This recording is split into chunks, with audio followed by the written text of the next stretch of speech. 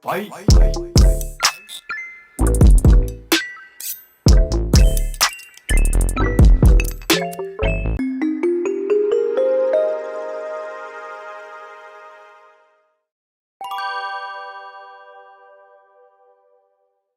Hi, my name is Nicole Nagelli, and today I have Wisdom and Mattie with me.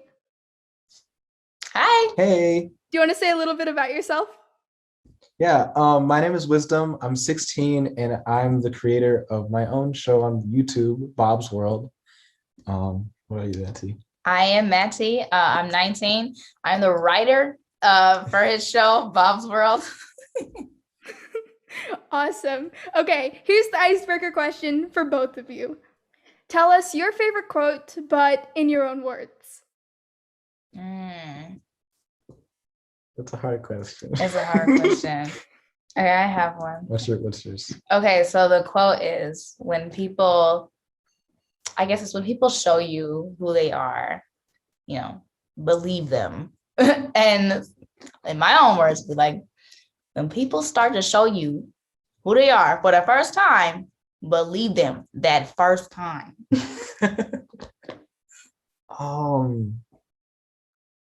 I guess for me, show up and show out is my favorite. Yeah. And I guess in my words, it's just do your best, basically. Nice. Those are some really good quotes. So I'm curious, why do you guys do art? And it's not necessarily like I've been drawing since I could hold a pencil kind of thing. It's more like, what is it filling in your life and why do you do it? And for you, that would be like writing. Yeah. Why do I do art? I think because like how I do things on like a tablet, it's not really real, and I can really I can draw whatever I want, and it can be a reality in my head, and that's really cool to me. Yeah, I mean, I would say that.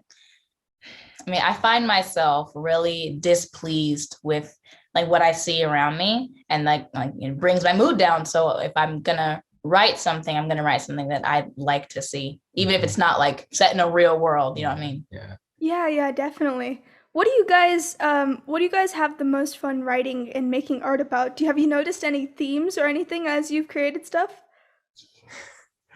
Oh man, themes. Oh wow. Yeah, I don't know, like patterns, like for example, I really like drawing like a lot of stuff about the ocean. I didn't know that until like looking back at it. Yeah.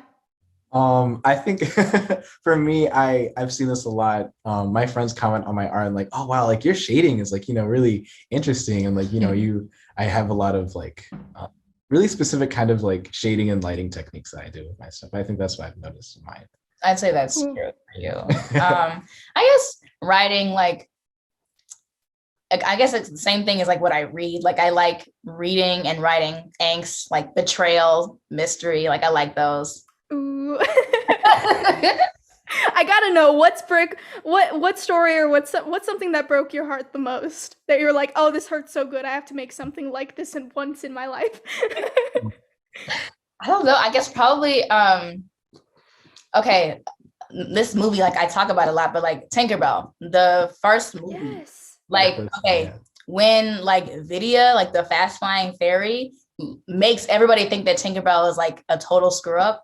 And Tinkerbell believes her, like that hurt. Like her believing something about herself that wasn't true, that somebody put on her, and then everyone reacting to it. I was like, I gotta make this a thing. Oh, that's awesome. I love that. Yeah, one of the things I heard when I was first taking acting classes is like not being the person everybody thinks you should be. So it's very, very interesting. So I'm so excited to talk to you guys. Like, how do you feel about the future? Like, do you feel more excited or scared, or is there anything that you're looking forward to or not looking forward to? Well, definitely both excited and scared. Yeah. Because like, especially right now, like we're in the middle of finishing an episode, and just today, actually. Today, yeah, What? yeah, Oh my gosh, that's awesome. But yeah, we're getting stuff in and out, and but yeah, that's for me. Yeah, I mean, I would say I'm excited for like, so episode 2 comes out today. And I'm excited for people to see the rest of the season because like the pilot is the pilot. It's like, oh, here's the show. Like this is what it's about. And like episode 2 sets off the storylines. So I want to get through this episode and then the next one, because the next one is like, You guys, I'm so excited. Sorry for interrupting. Go ahead. So it's okay. I was just gonna say like kind of a shout out to the artists on the show, because what's really cool about episode 2 is that you see all of these different like styles and different visuals, and it's kind of like saying like, hey, this is who we got on our team, and you're gonna see their work for how long or how many episodes we have. It's just really cool to me. Wow, that's so exciting. How many episodes do you guys have plans, out of just curiosity? 10 for season 1. Yes. Yeah. Oh my gosh, I'm so excited. That's awesome. I just like, it's so wild to me that you guys are creating like your own show just like on your own. It's like, that's insane, and I'm so excited to see it. Yeah. What role has fear played in your mindset towards art? A big one. He draws. Like he's amazing at drawing. That's his thing. All of us, like as siblings, used to draw. And then I was like, okay, I don't think anybody likes it. I'm not going to draw anymore. So I was scared of like people seeing it and not liking it. So I stopped. And now I'm being forced to draw again. So I guess, it's whatever. But really big, like getting back into drawing and stopping drawing, that was like a big thing, is I'm scared of people seeing my work. I have that same fear. I think I'm not really afraid of critiques, but I think it gets tiring for me to see like kind of the same thing over and over again. I'm like, I've got the same thing over. I'll fix it, It's like, shut up, bro. I got it. Yeah, definitely. How does fear affect your work, and how do you combat it when it shows up? That's a good question. I think for me, I just I visualize it and put it down, or like I kind of draw it, and I just I think I just kind of like I become real with myself and just say how I'm feeling in my head, and I either express that in my work or just deal it with my brain. Yeah. I mean, truthfully, I would say that I don't really handle it well. Like when I get like afraid and stressed, I'm not going to meet a deadline or something doesn't right. Like I'll get really mean. Like I'm really short with people that are around me. I'm like, I don't want to talk to you. I got this going on because I'm scared of this happening behind me. So it's like, it's more about like, I need to be somewhere where I don't affect somebody else negatively because of what I got going on, because I know like I get things done. Like that's not the issue. It's just an anxiety thing that causes me to have a fear. So it's knowing what I need to do to finish what I got, so the fear will go away. When you write like for yourself, does that change anything? No. Okay. You just like beat up the wall, or like your stuffed animal, you're like, how dare you? Literally. So when you encounter like a problem, like whether it be in like art or whatever, usually what's your first thought then? What's yours? You go first. My first thought is, oh no, like I gotta go. Yes. It's just a bunch of things at once for me. Like I can't really handle everything at once. Sorry. Yeah, I can't. Yeah. Once that happens, I get a bunch of emotions in my head and I can't handle them. It's like you stop working, like .exe, like you're done. Yeah. I really like, it's so cool that you guys don't wait for permission from others, and you created your own animated and pilot, which I can't overstate like how insanely awesome that is. Like so many kids wait until they're out of college to pursue their own thing or make a pilot or even like think about making their own stories. But you're doing it now, and that's insanely cool. What inspired you guys to do that? Have you done anything like this before? Where did that mindset come from? Ooh, okay. So for me, when I was younger, when I was like 12, I spent a lot of time making like animatics of Bob's World before like any of this happened. And I think just over time, I just had that mindset of, I guess kind of a fake mindset, because I found out this isn't really common, was that, oh, like, a bunch of people make pilots. It's not that big a deal. I'll just wow, make a really? That's awesome. No, that's that must have been a good one to have because it led you here, right? Yeah, definitely. Yeah, for sure. I mean, I would say like, so we're in a sibling band. with our other two siblings, and we had that same mindset there. Like usually it's, oh, we got to get a record label, we got to get signed, we got to do whatever to start making music. Yeah. But we had to flip that and say, okay, we're gonna start now. Like we're gonna write, we're gonna, you know, record it and put it up, and you know, if we find somebody, we're gonna perform. So the same thing with this, like he had like post-it notes that had like the character on it. Yeah. He was gonna scan those in and put them. We were like, yeah, do it, finish it. Yeah. Like don't ask somebody to do it. That is so cool. Oh my gosh. I love that you guys are not only like, obviously people can like make comic books and stuff, and that's one type of art and one type of writing, but you guys are doing it all. Have you learned? And another thing is like so many kids, like they have ideas for like TV shows or comic books or whatever, but they never finish it. So by finishing the pilot or the season or all this, what have you guys learned so far by finishing things? That's the hardest part. Yeah, finishing is really the hardest part. And listening to comments or like, you know, ways to edit the project is a little bit hard for me. I've noticed that, especially for the past few days. But yeah, finishing it and listening to your coworkers or peers. Yeah. Because like when you do something and it's just you, like I see it a lot with when I write. Like when I write something that's just for me and I don't have anybody edit it, I'll say, hey, like mom, read this. My mom like writes books, like she's a writer. She's like, it sounds like one person wrote it. I'm like, well, she did. Like, leave me alone. But like it shows, like when you don't listen to people or draw in others, it's one-dimensional. Yeah. So finishing things and gathering, you know, other perspectives will help you. Yeah. And it doesn't even have to be perspectives on like your content, like your process as well. Yeah, that's a wonderful mindset to have. To bring it back to what you were saying before about like not knowing that a pilot was a huge undertaking and just like doing it like, yeah, I can do that. That is so interesting because I had a similar story. When I was 12, I made like a graphic novel and I thought it would be like super simple to like get published or whatever. But yeah, it's like it's hard, but it's like because if it were easy, then everybody would be doing it, is what I'm trying to say. That can lead you to some really fantastic opportunities.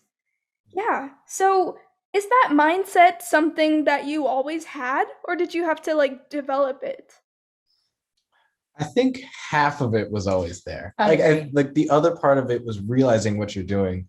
And then like, it's kind of like if you're on a bridge, like a rickety bridge, and you say, don't look down, and you look down. That's the kind of thing that what I was going through when making like this pilot and even the second episode. Like there's just a lot of stuff that I have to remind myself and stuff like that. Yeah. Yeah, it's like you're doing something and okay, so you kind of know, but to have actual knowledge about what you're doing and what it entails and what could happen, like that's a whole nother thing. Like you're on a rickety bridge, you're crossing a bridge, right? Yeah. But like if someone tells you not to look down, you're like, okay, well, why not? Like you look down and then you know, okay, I'm crossing a rickety bridge. Yeah. Yeah, definitely. How did you guys know that if this project would be too big to complete on your own? How did you guys figure that out?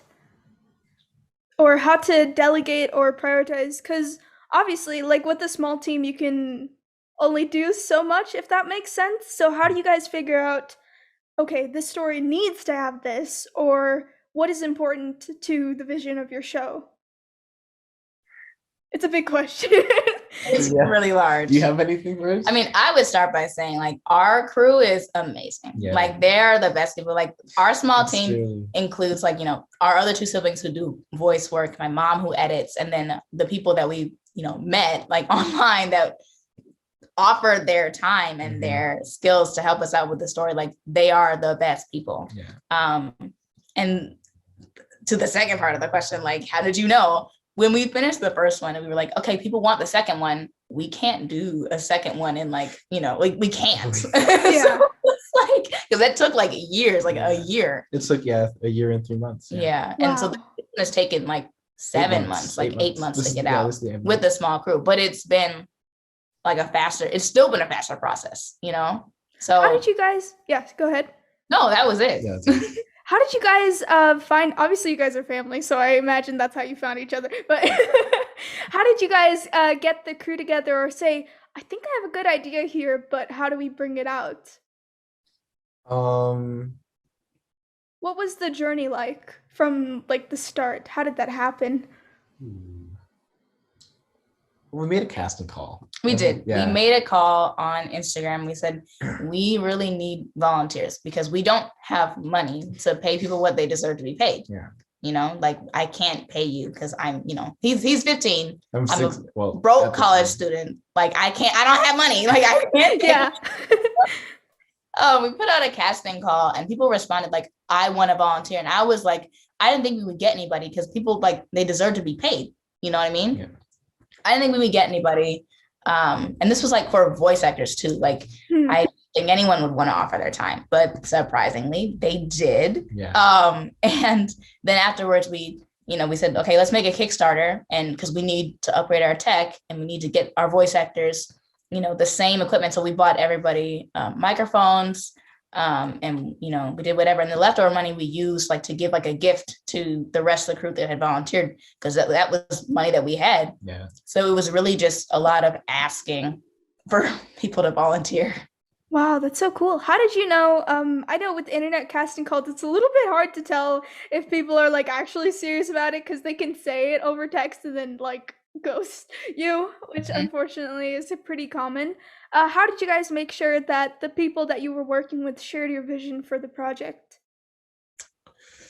Um, huh. Was it like trial and error? It was a little bit of trial and error. Truthfully, yeah. we had people when we did the casting call, we had people email in like their work, like we, can't pay you, love volunteers, send us like some of your work. So people, there are people in the comments that were like, oh yeah, I'd love to do that, but they never emailed in. The people who emailed in saw the work. Whenever we emailed them, they emailed back. There's some people that didn't get back. So I was like, okay. And then we had like some waivers signed. So like people didn't steal like an idea. And people who didn't want to sign those, like, they never got back to us. So there was issue. Like it was trial and error. But it didn't really affect the process because we didn't get started working until everything was worked out. So we wouldn't have any hiccups. Yeah. That would halt the process. That's really, really interesting.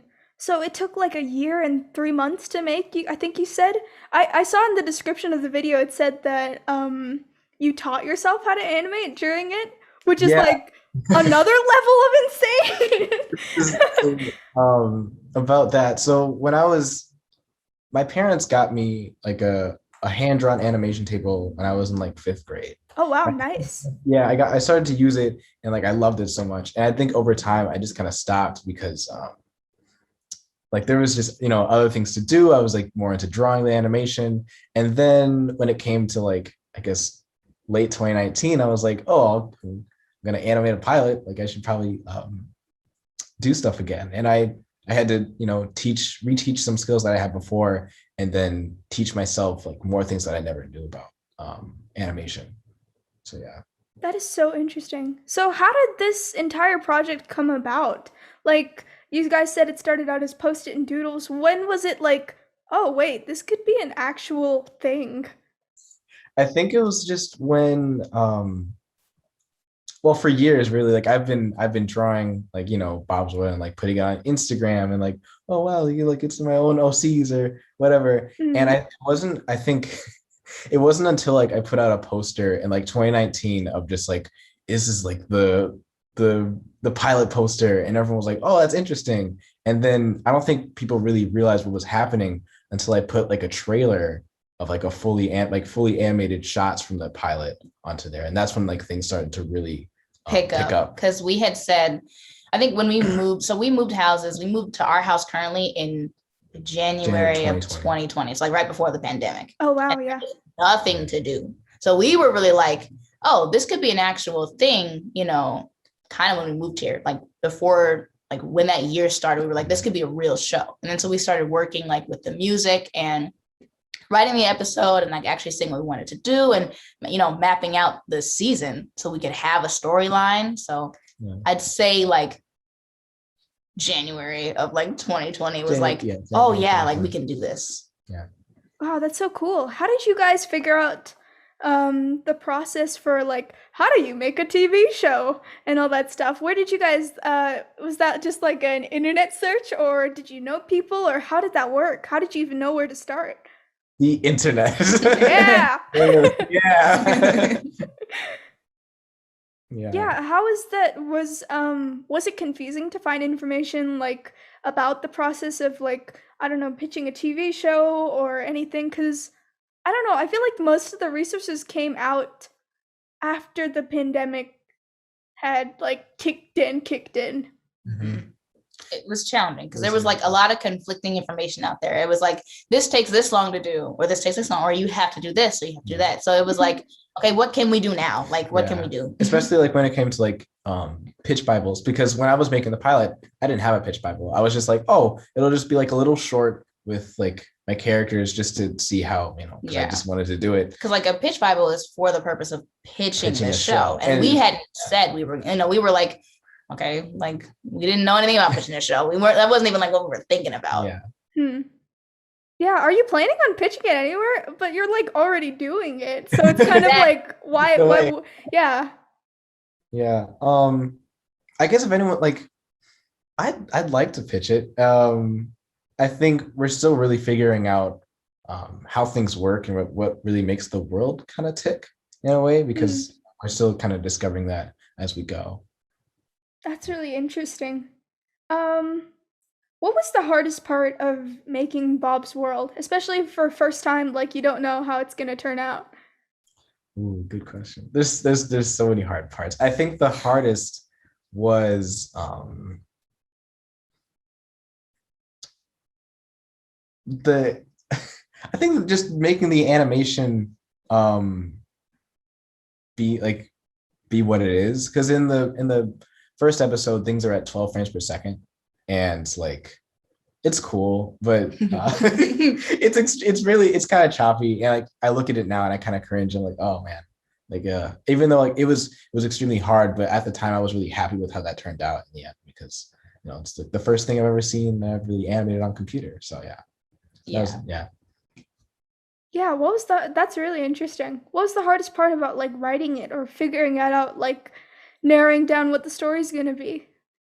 I would say just that. Like the first episode I wrote, like he asked me if I could write a storyline that would like fit with the season, and we had to conceptualize a season, and that took a while. And then editing that took a while, making sure things made sense, making sure that if we didn't like the storyline after this pilot, we could change it and it would still make sense. Like that was really hard. The concept was hard. Yeah, like because I was when I was animating it like in like you know summer of 2020, I'd be like, oh wow, it's gonna be so fun for me just like you know to make a whole overarching story after this pilot is done and not worry about it now. But it's like the weirdest thing. Yeah, and I was like, nope, we're not doing it. No. Yeah, that is so interesting. So I did not know that you guys were in a band before, but how is it like making music for your band versus making music for television for your pilot? That's a good question. It's kind of like a switch. I feel like if we just say, hey, we're doing this now, they're like, oh, okay. And we just like do Bob's World for maybe an hour or so. And you know, we go back to practice and it's a lot more challenging. But yeah, I would say, okay, because here's the thing, making music for like your band and putting that out, like that music is for others to hear and enjoy and listen to. Like I perform for others, which is great. I want to give people, you know, entertainment. When I make music for Bob's World, all that is like what I like and what I'd like to see this scene, because like it's instrumental music and I'm an instrumentalist. So it's a lot easier for me because I don't like writing lyrics. I like writing music and writing words. And it doesn't take as long. I feel, you know, freed by the fact that like if somebody likes it, like they don't have a say, like it's in there. Like, what are you gonna do about it? So I it's easier for me to do Bob's World music. Same. That is so interesting. What did you learn throughout this process? Because a year and like 3 months, you must have changed like so much as a person, especially, you know, 2020 and everything. But yeah, what did you learn about yourself? Was there anything that was like, wow, I did not know that I had that in me? I didn't know if I could animate a whole pilot. I think just like the whole thing of because I remember like looking back in January versus like November of how I could animate. It was like my skills were definitely not um, where they were, like where they are now, or at least like back in November. And that's definitely something I found out about myself. I was like, wow, like I guess really if you put in enough time to this, you can really make whatever you put your mind to. Yeah. I mean, I would say I found out that I like writing like screenplays and like scripts more than I like writing books, just because they take less time and, Yeah. I get what I need to get down on the paper, and then like I have a dialogue idea, that's it, and I'm good. Like I've got what I need out. Yeah, for sure. So, have you guys made anything before you made Bob's World? Obviously, this is like a big idea, but what were you doing before then? Yeah, before like the pilot, for me, like again, I was making animatics. I remember I made 2 episodes in animatic form. Like I made one that Dang. was like 12 minutes long, and like the other one was like an unfinished 22-minute version. But yeah, That that's is the insane. yeah. The now that I look back at it, it didn't make any sense, but it was still funny to look at. I'm like, oh wow. Yeah. Yeah. I mean, like, nothing like I would write, small things like any like a story based off something that I had read, or like, fan fictions that are out here, like stuff that gets you into writing. That's really, really interesting. How did you feel seeing the response to Bob's World? What was that like? Having like this thing be in secret for like a literal like a year and then it's just out one day. It was scary because I what was really scary for me is that like I think it was about 30 minutes after the pilot was like released on YouTube. And I already saw like 12 comments on it. I was like, what? Like I guess yeah, like I don't know how many people like how people got that in their feed or whatever, but like seeing comments and stuff like it was scary at first because there's like so much information being thrown at you at once as far as you scroll down. But yeah, for me that was it. I'd say the same. It was weird to see the response. I was like, I might get like 1,000 views because he had like some like 3,000 Twitter followers at the time. It's like, like they'll watch it. Yeah. And I didn't think that anybody else would like it. And even like back then I had like more like 500 followers on Twitter. Yeah, it was, yeah. That's really, really interesting. How did you guys communicate the vision of your pilot to your crew or make sure that whatever you're making it fits in with what your picture for the show looks like? Well, the pilot, it was kind of easy because the crew was just Wisdom and me. So it was like, well, what do you want someone to say here? And he'd say, I want them to say, yeah. And then like he would like draw what he wanted. So it was really easy. Uh-huh. That. And then, he could just tell my mom like what he wanted to do in post. But like the second one, it's a lot of back and forth. Like the scripts go out to the storyboarders and then they draw. Like I leave it a lot up to them. Like you think this looks good, draw it. Cause like that's not my thing. Like they design the world essentially. I just tell them what I think should be in it, And so they draw what they think is great and they'll say, do you like this? If there's a problem, if there's a conflict with the script, then it'll go back. But if there's no conflict, like looks great, bro. They pass it on to the next person. Like that's how it goes. Yeah. Do you guys have like a scheduling sheet or something like that? We do. Yeah. It does not. I saw like 7 lifetimes flash in your eyes.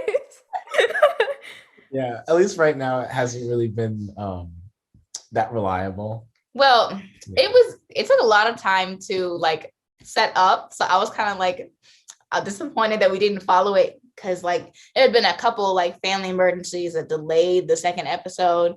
But like it better get released today. So but we do have a schedule sheet. It's gonna change again because the process as we go through, like everything can be improved about the process. Yeah. So yeah, it's all extremely new to me. Like being a showrunner is very weird because like, there's so many questions like, you get asked and you say this and this, or like, oh, change that or give that to me. And Yeah, I'm very new to it, but How do you make those kinds of decisions, by the way? Like, how do you figure out, okay, am I just in love with this idea because I came up with it, or should we actually throw it out and ask for a better one?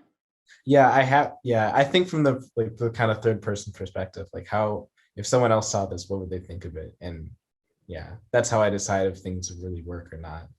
How do you guys center yourselves, or what's the thing that, because it's easy, I guess, when making a show, there's so many little bits of it that have to work together, especially with a small crew like that.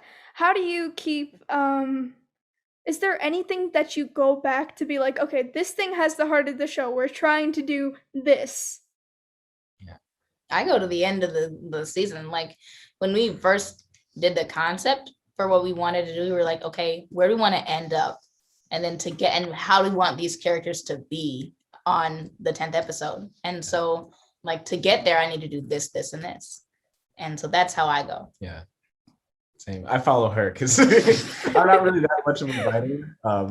That's also something I've realized over quarantine. I want to get better at writing though. So Yeah. So I just kind of follow what she does and be like, does this fit with it? And she's like, did you read the script? And I'm like, no. And then I go back and read the script and I say, okay, that makes sense. And How is it like working together as siblings? I've collaborated with like I only have my family, so I've done like films with them and stuff. How do you have like creative differences? How do you work through that without like absolutely destroying each other? no, I feel like there are definitely times where we absolutely destroy each other, or at least when she just destroys me. But we definitely bicker and we have like, creative differences. But overall, like it's really cool because there are times where we're on the same kind of page. And if we're not, then we just kind of try to meet at that. We get there. Ground. We get there eventually. Yeah. And I mean, like it comes from like we've been in the band with each other for like 7-ish years, like playing with each other for 7 years. So when you play with somebody, like you get to know them pretty well. Like I know him because like I live with him. Like he's my brother, but I know how he thinks because like creatively, we've been creative partners for like almost a decade now. So how has the music influenced how you write together in the show? A lot, because like the mood of the music has to kind of fit, what you're writing and what you're seeing. Do you hear music as you're writing it, if that makes sense? Definitely, yeah. Absolutely. Oh, what? Yeah. Neat. Like a lot of things, like it has to fit whatever you're writing or whatever you're composing has to fit your environment. So not just like a theme, but like if you're writing a scene in a hospital, which we just did, the music for that, like I wanted it to sound like it was being played on a loudspeaker, like a hospital sound. Neat. Yeah. Whatever song. So it's like you spoof a song, you put it in there, and you put a filter on, make sure like it's in the hospital. So like that's your environment. That is so interesting. Definitely. If you could ask like a showrunner who has like a show like Dana Terrace or like any of these people, if you could ask them like, please tell me how to do this, what would you ask? Or what would be the most important thing? Like, please tell me how to do this thing specifically and I'll be good. How do you keep it together? Basically, yeah. There's been so many like, days where I'm just like, what am I even doing? Like, I don't even know how to do this. Like, it's crazy. How do you guys balance school in this? Because that's like, both are like a full-time job. Yeah. Oh my gosh. Well, for me, I guess the reason why we got the pilot out, I guess, in November is because there's no school. It's online stuff right now, and I'm probably gonna stay online for a while. So, like, in the meantime, why not make a show? I mean, that was really what it was. Because wow, yeah. Because I mean, like, our time it's scheduled time. Like our practice is like 7 to 3 each day, and then we have those breaks are spent on animation and writing, and then we have school. Yeah. And it's online, and then when school starts back up again, the practice schedule will change. So it's a lot of juggling the time that you have and the free time and the break time. That's all it is. How do you not go crazy? I can't figure out a better way to ask that question, because I know everybody has bad days, but even with my films and something, there are days where I like brains out the window. Yeah. Yeah, definitely. We have a lot of those. We have a lot of crazy days. Yeah, there's just simply we just have a lot of crazy days. They're so busy. Like I think Saturday we played at Pride and we had to get back. Nice. it was really fun. We had to get back home immediately after to like do some editing and finish these things. There was a lot of delays. Yeah. That whole week we had like no sleep. Like everybody in the house went to bed at like 2, woke up at like 4. Like it was Oh wow. It's yeah, crazy. it's a lot of those days. So is your whole family like you just said your mom is a writer? Are you all like creative people? Is that Yeah. just how it happened? Yeah, Yeah, I we mean, are. our dad, it actually kind of works out really great because we're all of us are creative, and then our dad is like he's a business person. But he also makes cars. But he also like makes his own like quarter RC, scale like yeah. RC cars. So Oh everyone's wow. creative, and Yeah. then we have one person who like kind of leads like with the business mindset and teaches everybody else business mindset. So it's kind of great. Mhm. That's really cool. I'd watch a show just about that, honestly. So what is your creative process like right now for both for writing and for animation or art? For me, I joke a lot, and so in my head I think of I think of a joke, and I just kind of like develop a story around it, or like develop a character out of it. I'm like, oh, that'd be really funny, and like I just think like a specific moment that just kind of makes the rest of the concept. I would say I always start at like the end, like whatever I want to feel at the end, like whenever, like whatever I want somebody to say, like if there's a reaction at the end that I really want, I'll start there and then I'll work backwards to the beginning. Oh, that's interesting. I love both of those approaches. So, keeping that in mind, how do you think that your creative process will change as you make more stuff in the future? Or how has it changed? Because it's been like a year. It's been Yeah. insane. How has it changed like since the beginning? That's actually good because, like, okay, the beginning, we wrote the first episode. I couldn't do that at all because I didn't have an end of like the story or an end of the episode. So I literally was like, okay, well, like what's already happened? You know what I mean? Like I just kind of asked him like what he had done already. And we kind of built it like around his process, like around some of the jokes that he wanted to put in there. And then, okay, how do I get to this joke? Like it's always, I want something and how do I get there?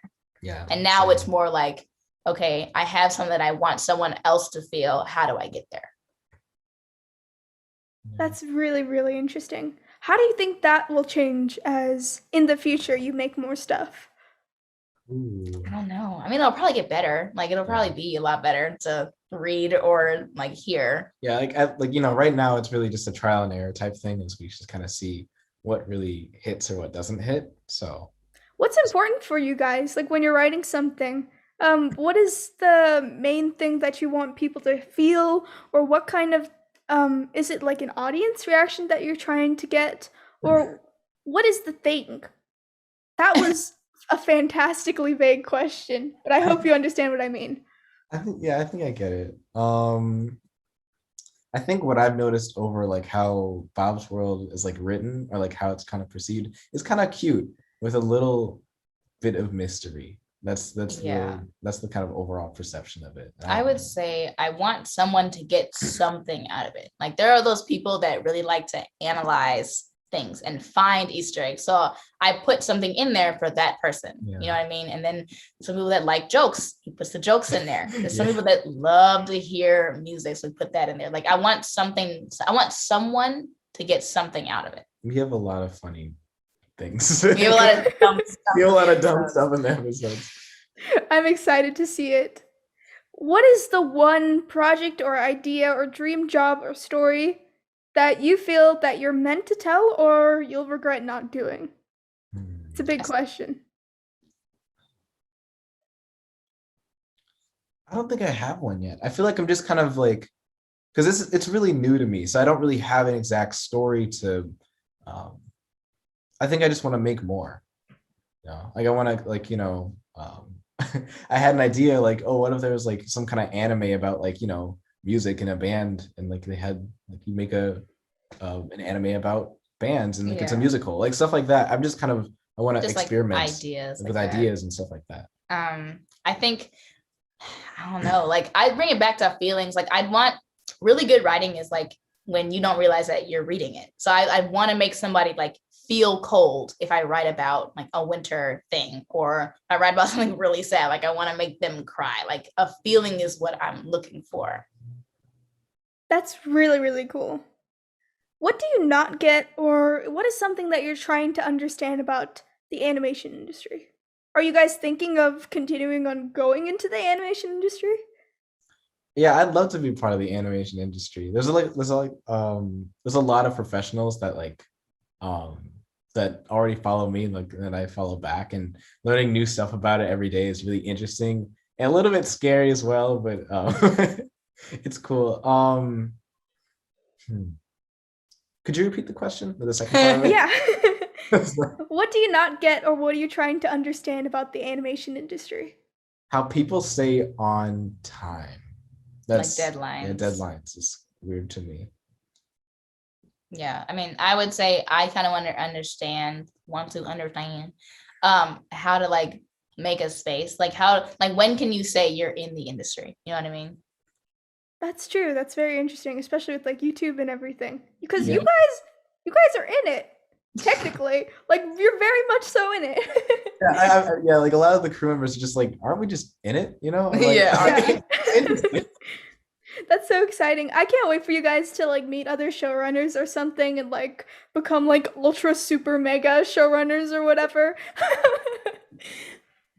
What is something that you really want to try in the future? Like directing a movie or making a game or anything, etc. Hmm. I definitely want to direct a movie. I want to direct but like a specific kind of like a book adaptation. You know what I Ooh, mean? like live action or animated or anything. Either one. Just if you're adapting a book, like I want to direct that. What book, out of curiosity, would you love to see as a movie? What book? Oh my goodness.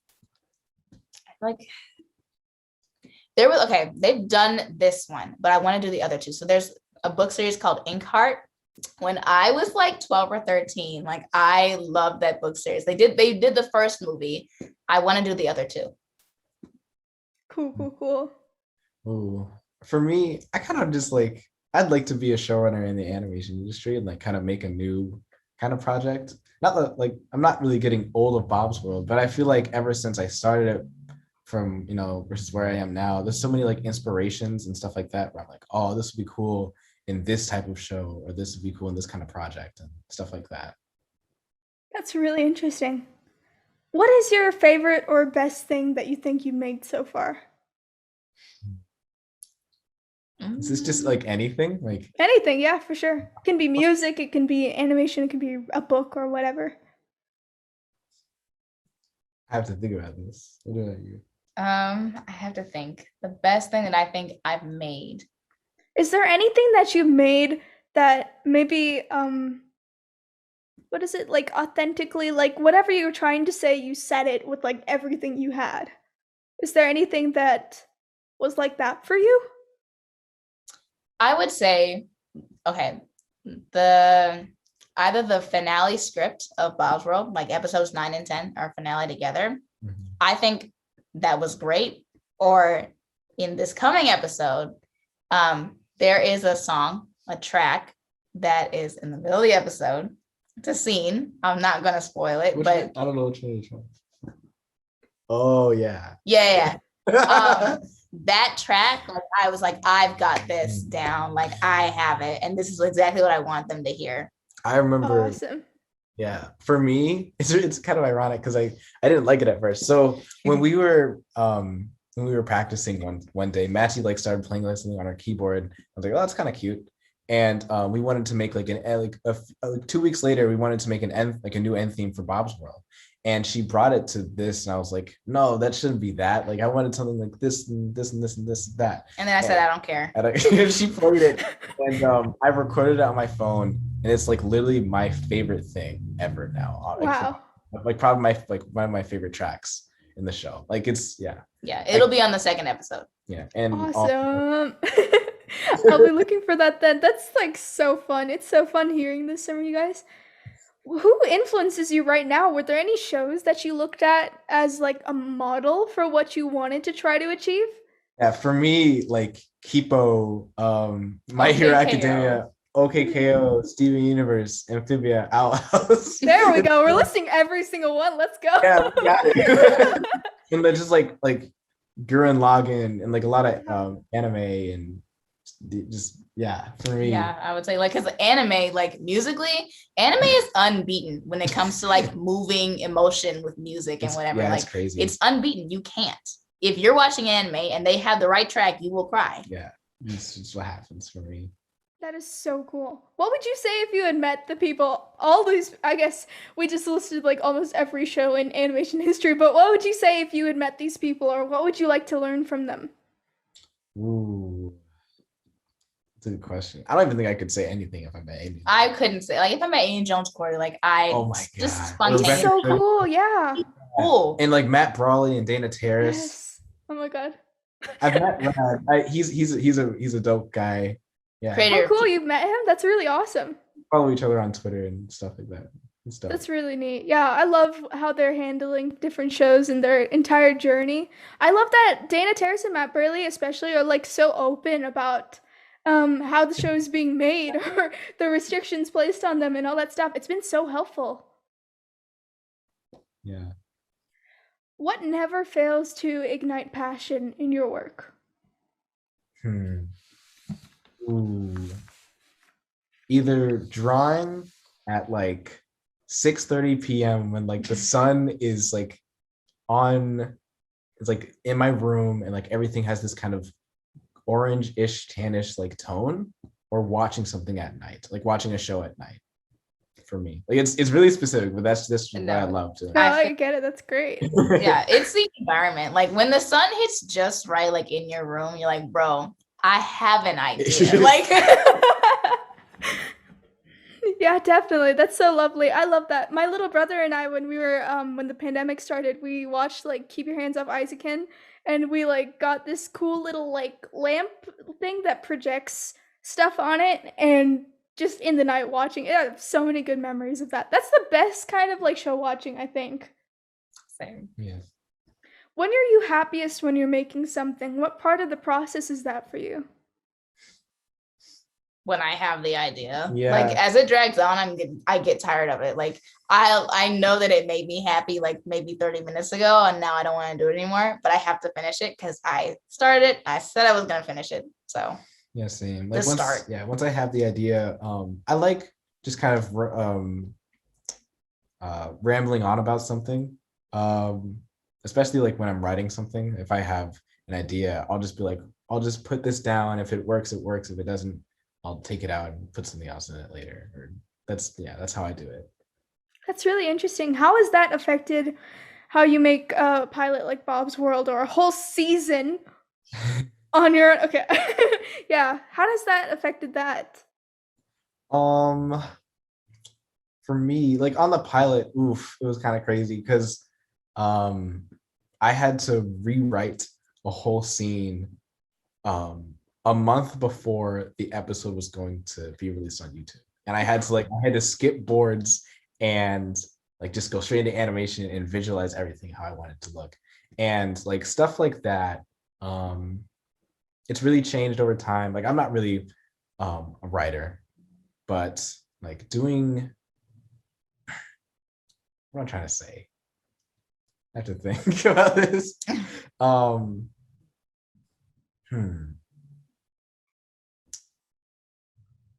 Mattie, can you pick up on it? I can't really think about it right now. I would say that the mindset of like you're most happy when you first have your idea, and you just want to keep like driving on that idea. Makes things really hard to finish. And it's hard to let go of your initial idea that made you so happy to finish something. Like that's really hard because like he had to go in and redo stuff a month before. It wasn't his initial idea, but it made better sense and it completed the story. So that's what we did. Yeah. Like finishing 9 and 10, I had a great idea for 9 and 10. Like I was like, oh, we're gonna do this. That'd be great. Everybody was like, yeah, it would be great. I'm like, yeah, we're not gonna do it though because we have something else to do. Like it's hard to finish things and let go of your ideas when you're really married to them. So have you thought about like what's next after you finish, whenever that is? At least right now, taking a break. Taking a break. I've been like trying to do 4 shots of cleanup animation a day and like not getting any sleep and stuff like that. Wow. So yeah.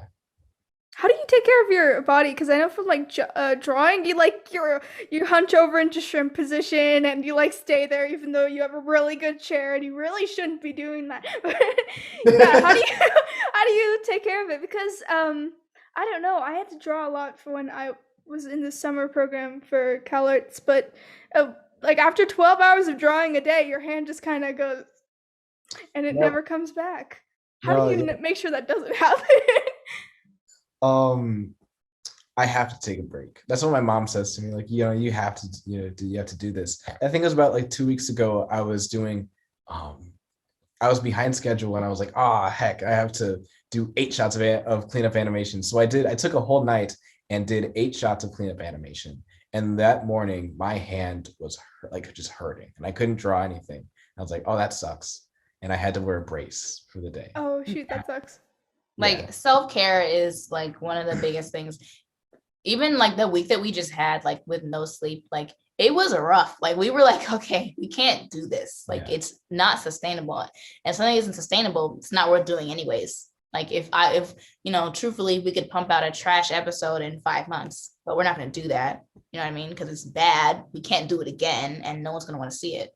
So take care of yourself. Take a nap. Yeah. What did you have to cut corners on when you were working on this pilot? Little shots. Little shots. And on episode 2 as well. I was like, oh no, we have to take this and we have to like look at like a shot and be like, is this essential to what we're trying to say or is it not? And like because of timing and stuff like that, we're like, we have to take it out or we have to put this in place of that. So yeah. Yeah, that's very, very interesting. Is there a project or something? I know you guys probably don't have time, but is there a project or something that you're putting off because of fear? It's a fear. Well, yeah, there's this fear and like I don't have time. But like there is this story that I've been wanting to write. It's like from the perspective of 2 different people. One of them is like a romantic and like doesn't understand like romantic love at all. And then the other person is like the complete opposite and just trying to get to understand those 2 people. And like the biggest thing is like I don't know how I want the story to end up, so it's like in the air right now because I don't write like that. But that's something I've been putting off because I don't know if I can write it and I don't have like the time. Oh, for me, I don't really think I have anything right now. I think when it comes to projects and fear, I'm kind of facing it right now. I would say that, yeah. There's a lot of challenges when it comes to this. And like there are days where I'm like, I have to put this off for something else, or I have to take a break because I cannot look at this. Like it's too hard. But then like a day later, I'm like, okay, I just got to do it anyway because we don't have the time, or I got to do it for my heart and stuff like that. So How has Bob's World changed from its original idea to now? Is there something, because those projects where you make them thinking that you're making one thing, but by the time you get to the end of them, it's like, oh wait, this is what I'm really saying. Has yeah, that happened for Bob's World, or has something like that happened? I think message wise, not yet completely. Not message, but like what we were gonna do. Like it changed really quickly, like because we had episodes planned, we had like names, like everything we wanted to do, like we had like a whole other season planned. Oh And wow. we're like, we're not gonna do that. I remember like I when I was doing the pilot, I was like, oh, I want to have like a 4-season show and blah blah blah. And I'm like, no, like why would I ever do that? And like I thought like every episode should be like 11 minutes or whatever. No.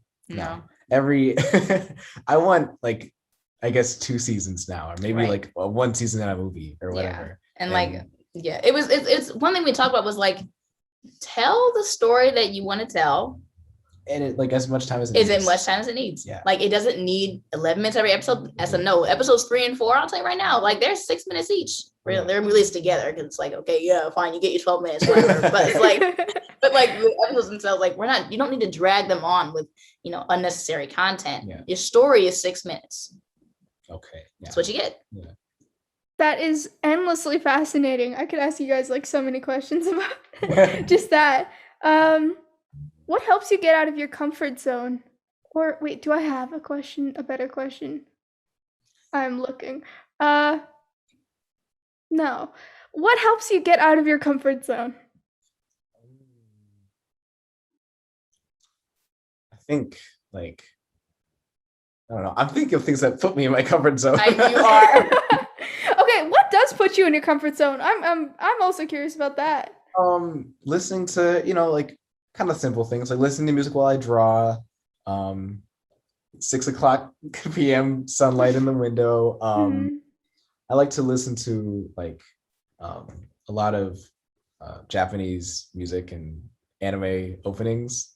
Um, I just listen to a bunch of music in general, like anything. I listen to like musical stuff. I listen to rock. I don't really listen to that much country, but sometimes and stuff like that. What about you? I would say, like for me, it's all about familiarity. Like if I'm by like I know myself. So it's like when I'm by myself, I'm in my comfort zone. But like other people, if I want to get out of my comfort zone, I'll go to some place I've never been, with no one there with me. So I'll know like, okay, I'm not comfortable. And then what can I learn from here? And then when I get tired of doing that, like after 5 minutes, I'll come back to like, where I gotta be by myself and I'll get back in my zone and I can take whatever I've done. So yeah, It's like familiarity. the Nemo and Enemy thing where like the dad and them just like go out for 2 seconds and like come back in. Yeah. It literally is. Yeah. Wow, that's really, really interesting. So what helps you get out of your comfort zone? I think I asked you that, Matty. What about you, Wisdom? Um, I think Matthew was kind of on about what I'm thinking. Like going to somewhere I've never been. I think on Saturday I was really kind of out of my comfort zone. We had a pride performance and just kind of being. It was a really new space and like seeing a lot of people Was and that like the first time since COVID or? yeah, It was it that we've Oh been was. wow, out. yeah. Yeah, But we had been to Pride before, but we never played. yeah. So yeah. So yeah, seeing a lot of new people, having new interactions with people. Yeah, that really brought me out of my comfort zone. Just stuff like that. That's really cool. Is that different from like is performing music like really different from these animated things? Because I like animation takes like anywhere like minimum is like 3 months and then maximum it can be like 10 years. But I Yeah. imagine like performing music, is that like the same thing or does it take that long or is it more of an instant gratification kind of thing? I would say it's more of a delayed gratification because you might spend for this Pride show, we spent maybe 2 months getting the set ready. So 2 months get the set ready, and then you got to go out and get your outfits right. You got to make sure your hair is right because it's Pride. You got to make sure that you're taking care of yourself. You're, healthy all the time. And and on the day, you got to make sure that you have energy. So it's like you do all of this work to get, one instance of, oh, I love this. And then they're going to move on to the next thing. Because that's the nature of entertainment.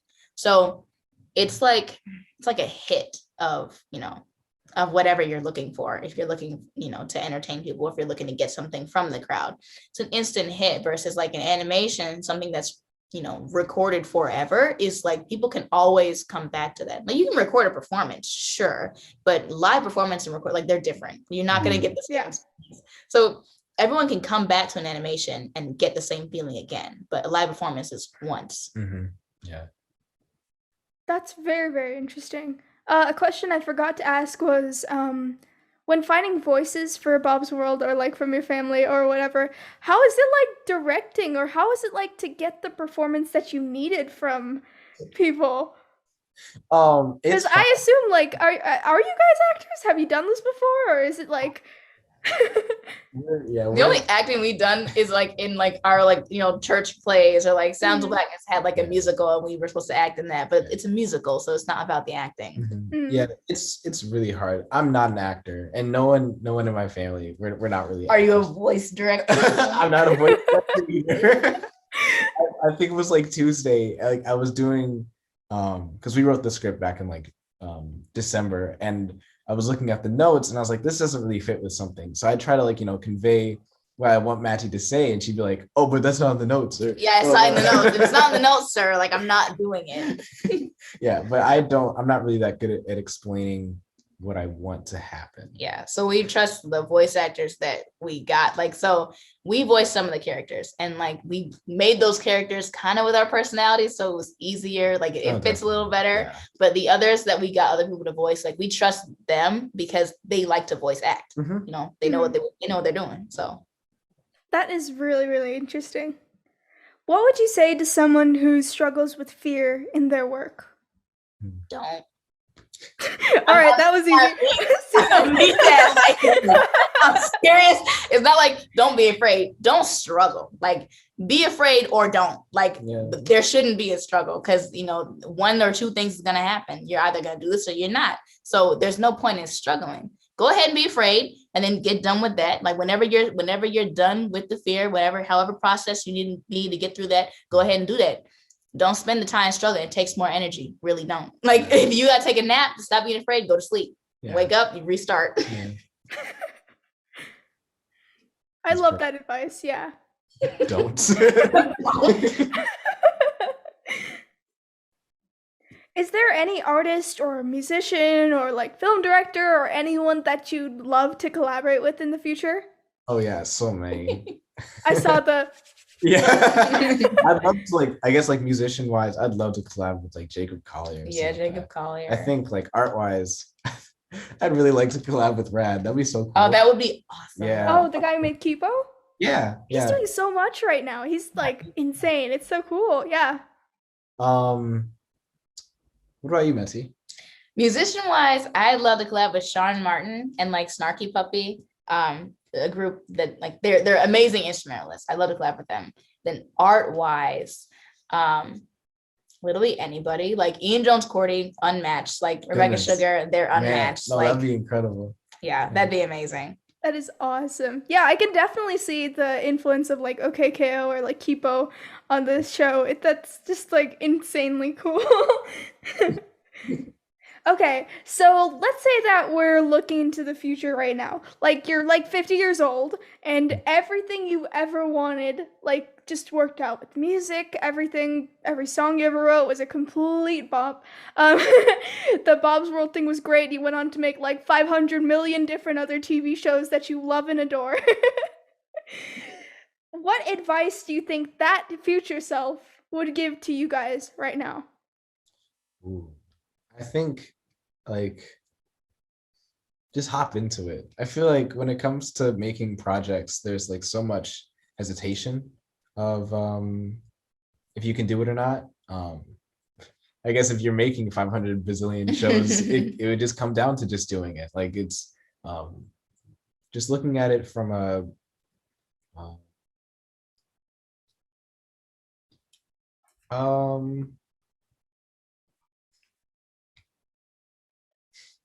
this is kind of hard. What okay, take the time you need. It's totally cool. Yeah, just think about what you want to say and express it the way that you'd like to say it. Not exactly the best way that possible, but just however you can express it.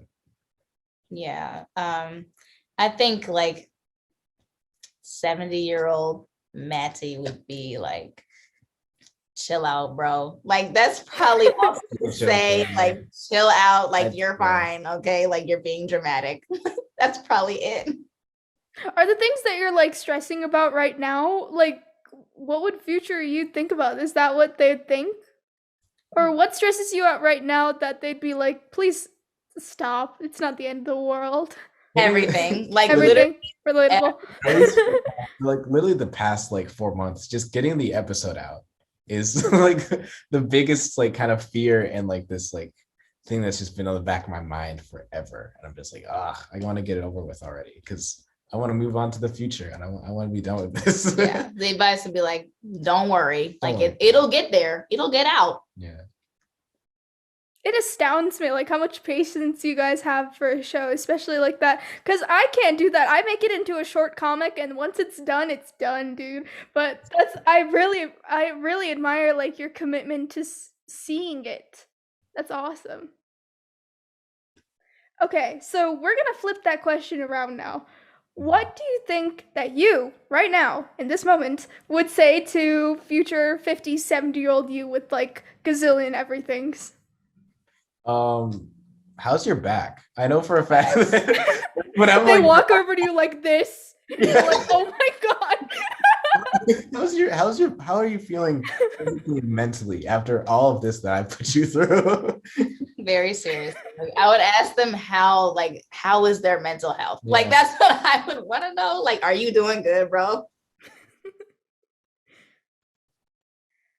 when you look into the future, like what paths do you see yourself taking? Is there any branches, any splits, or what do you see? We look at each other at the same time. Like, are you gonna answer first? Oh my God.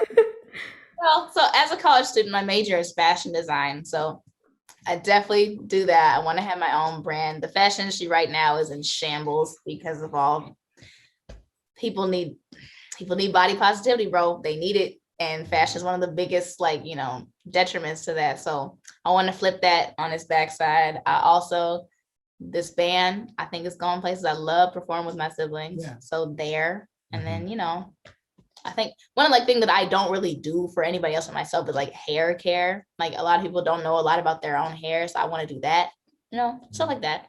Yeah, for me, it just comes down to I want to do band, like, music, and I want to do art. And they go coincide with each other. And like it's crazy how well they go together. So yeah, that's what I want to do. That's so excited. I'm very excited for that.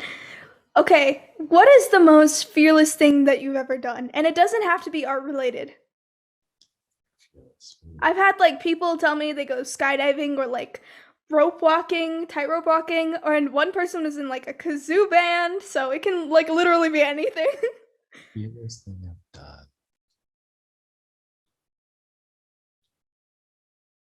Oh, I once, I don't even know if it wasn't like huge, like, I guess for me, but it was like integral to kind of how I operate now. There was like a teacher like at our school that was like, they were being mega racist. Oh wow. To like me. Yeah. and whatever, like all the microaggressions amounted. So literally, like, for the first thing I did was I quit. Like I dropped the class. I told him to his face, I dropped the class. And then I came to like the principal, set up a meeting, like had him like redo his whole like diversity, whatever, wrote a bunch of letters. I brought all this evidence and I was like, yeah, this is whack. You need to change your stuff. You need to get this fixed. And then I left. Like that was like the whole meeting. Wow. That's so cool. I really applaud you for like standing up to that, because especially when you're a kid, it's hard to believe like, yeah, an authority figure is telling you this. Is that right. How you really should be feeling? That's really awesome. We need more people like that. I think for me, it's not that major. When I was in 5th grade, we had this thing called like Eagle Bluff. One time there's like these monkey like bars, but you have a kind of hook. And you like it was a treetops. Yeah, treetops. There's like they're really, really tall, about like I think 10 to 15 feet. It's like a ropes course that you go up. You're like 30 feet high. Cool. Yeah. And I'm like really small. And the thing that they tell the kids is like, don't unhook both of your things at the same time. And my mom's looking at me like, she's watching me. And I'm doing good so far. I get to like the third like stop. And I unhooked both of them at the same time. Oh no! And my mom is just like, "What are you doing?" Like, I'm not exactly scared. I'm just like, "Oh wow! If I fall, I might as well just die." Like this. I might as well. And there's people at other stops just looking at me like hook it to the next one, or like don't do anything. We'll help or whatever. But yeah, I wasn't really scared at that time, but I was. Everybody around might as well. You might as well. That is so interesting. I was in one of those courses when I was younger, and I got stuck in a bucket, and it was horrifying because I didn't have the arm strength to like pull myself up, so it was so embarrassing. Yeah, those things can be really fun, but also really horrifying. I recommend getting biceps before you go. What are you most excited about for the future of the industry? For animation, new voices. Like I see a lot of like new voices in general, like in the business side and the creative side. I've seen a lot of like people in the business side of animation just kind of do the same thing for like, I don't know, 40 or 50 years or whatever. And I'm like, that doesn't work now. Like you see how like the Owl House trends every Saturday on on Twitter. Like apply that to the industry. Don't just look at the numbers on your stream on cable, because not many people can do cable that much. I would say the same, but for the audience. Like I'm excited for, like, you see a little bit of it now. Like the audience is like, I don't need, to watch a big corporation. I can follow this one small person, but I'm excited for the masses to really be like, I can enjoy multiple things. And just because I enjoy multiple things doesn't mean that any one of them is bad, or worse. Yeah. Yeah, definitely. I was literally on the interview right before this. The person and I, we were talking about like how, reading fan fiction or like seeing like people's cartoon pilots on YouTube or that sort of stuff has been like, it's so fun to see it because those are the stories. I guess other shows can get like watered down because of executives or like cut off, like the Owl House. But anyway, but yeah, like that stuff is like amazing because it has so much heart, even if it is like a little rough compared to a studio. Absolutely. Exactly. Yeah. Here we are, the final question. I don't know why I staccatoed all my sentences. Oh, that's cool. What is something that you thought was scary, but you were able to overcome or get through? And it doesn't have to be art related. All I'm thinking is art related. How dare you? It's not like you're an artist or anything. That would be embarrassing. No, that's not. I think I have to like think how I'm gonna form this. Do you have anything first, Mattie? I would say, this was something kind of small that I knew like I had to do, but I still had like fear about it. Letting the crew that we gathered read the scripts. I was like, they have to read these to do what we need them to do. Yeah. But I don't want to let them read this. But that was something that was something that I had to get over. Mm-hmm.